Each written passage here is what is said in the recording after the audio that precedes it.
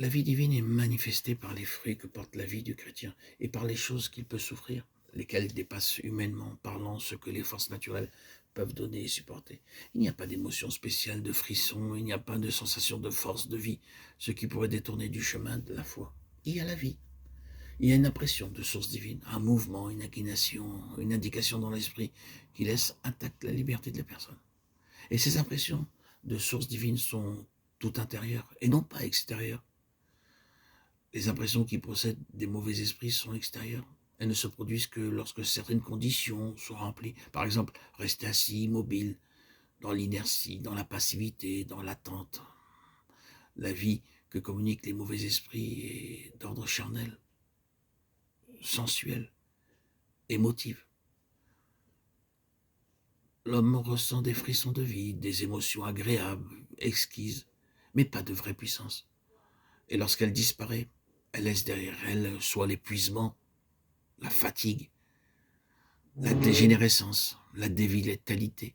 La personne est comme insensible, inerte. Il arrive qu'avec le temps, elle s'enfonce tout à fait dans les ténèbres à cause de cette paralysie de la sensibilité. Rappelons-nous que l'amour divin embrase le cœur. Il est versé dans le cœur par le Saint-Esprit. Il n'exclut pas un sérieux travail d'affranchissement du péché. Il n'exclut pas la haine du péché et de Satan, non plus que de tout ce qui est contraire à la justice. L'amour divin n'émousse pas les facultés. Au contraire, il fortifie chacune d'elles dans leur fonctionnement respectif. L'amour divin ne provoque pas de désir intense, ardent, maladif. Et il n'est pas une cause de faiblesse chez ceux auxquels il se communique. En ce qui concerne Satan et toutes ses légions de démons, il contrefait l'amour divin en amenant le croyant à tolérer le péché. Elle émousse le sentiment du juste et de l'injuste. Elle empêche de haïr d'une parfaite haine ce que Dieu est, car la faculté qui aime est aussi celle qui est. Les contrefaçons de l'amour divin et de l'amour humain étreignent la sensibilité de façon douloureuse et communiquent un désir pénible, irrésistible de l'objet de l'amour. Le feu divin exerce sa vertu purificatrice par la souffrance, Matthieu 3, 11, 12. Ou bien, il se manifeste comme zèle, un zèle dévorant, dans l'esprit qui amène la créature à vouloir avec ardeur, avec intensité ce que Dieu veut, sans que rien puisse détruire cette volonté.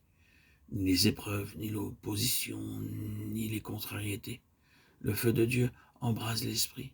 C'est un feu spirituel qui ne laisse pas de traces sur le corps. La contrefaçon de Satan et de ses légions se manifeste par des taches sur le corps. Le croyant s'imagine qu'elles sont une manifestation de Dieu qui possède son corps. Et il y a pour conséquence une insensibilité et une faiblesse sans cause naturelle. Parfois, ces manifestations se continuent. Elles entraînent la victime séduite toujours plus profondément dans l'erreur.